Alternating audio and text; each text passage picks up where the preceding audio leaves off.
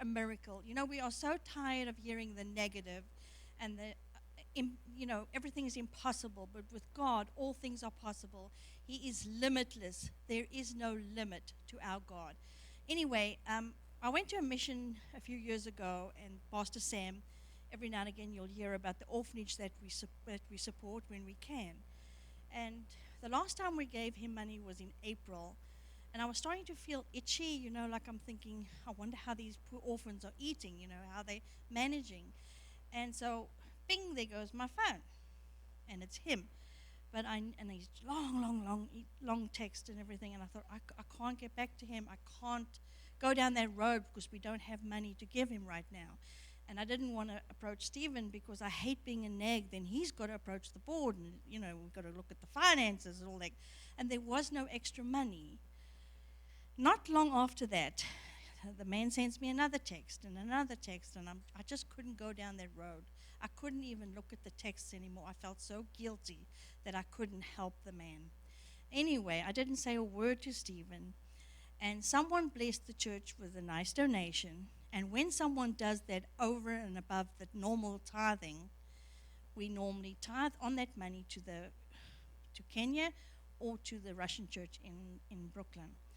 So anyway, I still never said anything, and I thought, that would be nice to tithe on that money, but I said nothing. Because, us women, we tend to dominate, we tend to nag, and I promised I wouldn't do that. Stephen calls me that same day, and he says to me, I feel led that we must tithe on this money, and the tithe will be $1,000. And I said, you won't believe it. But the man was looking for money. I promise you he will. Because sometimes he says I lie, God actually spoke to a man.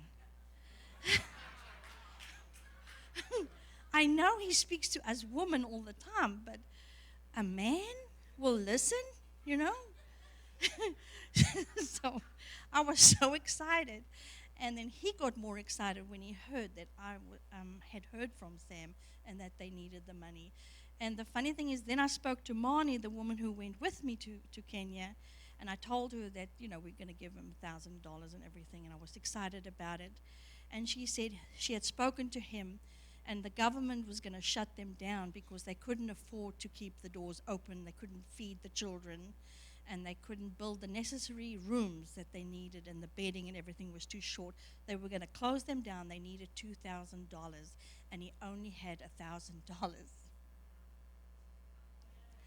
The other $1,000 came from East Rockaway, Nazarene. So, you know what? I just want to thank God because He is so amazing. I stand in awe, and I know He's going to look after us as well. He will. He's limitless. So and His timing is always perfect, isn't His it? His timing is perfect, so thank you. Amen. Pray for the offering. Oh, there's Chris over there. Okay. Amen. Wow. Just wow. I'm just like, wow, period.